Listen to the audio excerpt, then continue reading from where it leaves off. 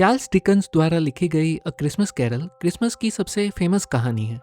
इस कहानी की शुरुआत होती है लंदन में, जहां स्क्रूज अपने असिस्टेंट बॉब क्रैचेट के साथ बैठा है। स्क्रूज एंड मार्ले नाम से ये स्क्रूज का बिजनेस है। मार्ले, जो कि स्क्रूज का बिजनेस पार्टनर हुआ करता था, 7 साल पहले ही गुजर चुका है। स्क्रूज एक नंबर का खड़ूस और कंजूस इंसान है। वो अपने क्लर्क के साथ काम पर बैठा है और इतनी सर्दी के समय में भी उसने आग में सिर्फ एक ही कोयला रखा है। थोड़े समय में स्क्रूज का नेफ्यू फ्रेड स्क्रूज से मिलने आता है। वो अपने अंकल को रात के क्रिसमस डिनर के लिए आमंत्रित करता है, लेकिन स्क्रूज अपने भतीजे के इनविटेशन को ये कहकर ठुकरा देता है कि उसे पसंद नहीं कि फ्रेड ने शादी कर ली, और स्क्रूज क्रिसमस को एक हम्बग कहकर नकार देता है।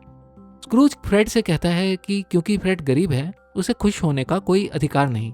इस पे फ्रेड बोलता है कि इस तरीके से देखें तो क्योंकि स्क्रूज इतना अमीर है, उसे भी दुखी होने का कोई अधिकार नहीं।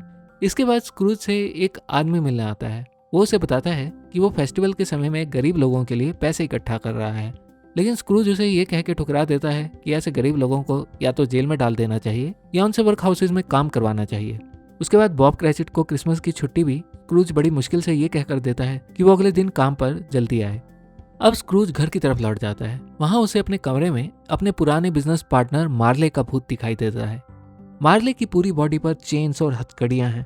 मार्ले स्क्रूज से कहता है कि उसको उसके स्वार्थ और लालच के कारण ये दंड मिला है और उसे अब हथकड़ी में ही पूरी दुनिया में घूमना है। मार्ले ने स्क्रूज को चेतावनी दी कि वो ऐसी गलती ना करे, और स्क्रूज के पास एक चांस है। उसे अगली रात 3 भूत मिलने आएंगे और ये उसके पास आखिरी मौका है अपनी लाइफ को बदलने का। अब अगली रात को एक एक करके स्क्रूज से 3 घोस्ट मिलने आते हैं। पहला घोस्ट होता है घोस्ट ऑफ क्रिसमस पास्ट। वो स्क्रूज को उसके पास्ट में ले जाता है, जहां वो अपनी बहन के साथ खुशी खुशी क्रिसमस मनाया करता था।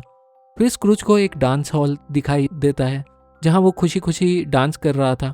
अब घोस्ट उसे पास्ट में कुछ साल आगे ले जाता है, जहां स्क्रूज पैसे के लालच में पूरी तरह डूब चुका है और इसके कारण उसकी फियांसी बेल उससे ब्रेकअप कर लेती है।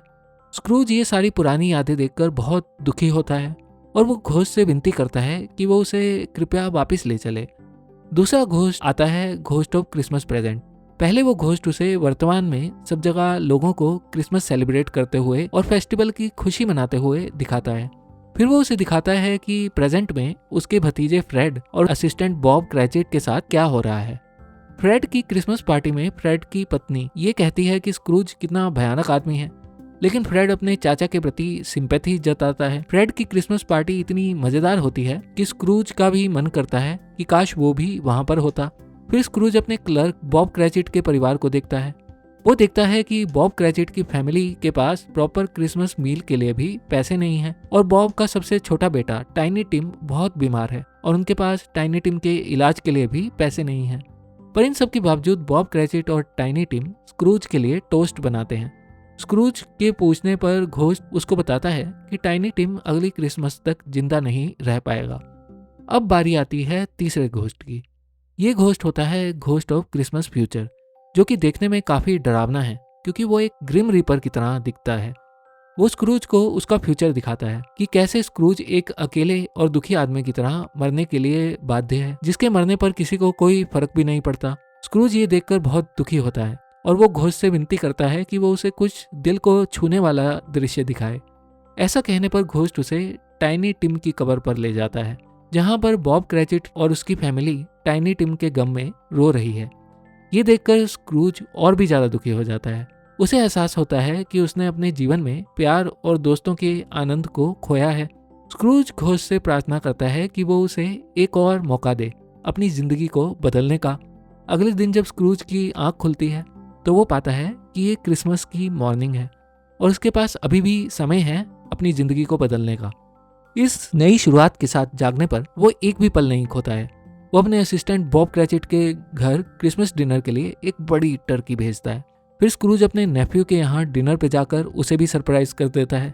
अगले दिन स्क्रूज बॉब क्रैचेट की सैलरी बढ़ा देता है और टाइनी टिम के इलाज के लिए भी पैसे दे देता है। स्क्रूज टाइनी टिम के सेकंड फादर की तरह बन जाता है। स्क्रूज अपनी बाकी की जिंदगी का हर दिन क्रिसमस के दिन की तरह हर्ष और उल्लास से मनाता है। तो ये थी अ क्रिसमस कैरल की कहानी, और अगर आपको ये वीडियो अच्छा लगा है तो लाइक और सब्सक्राइब जरूर करना।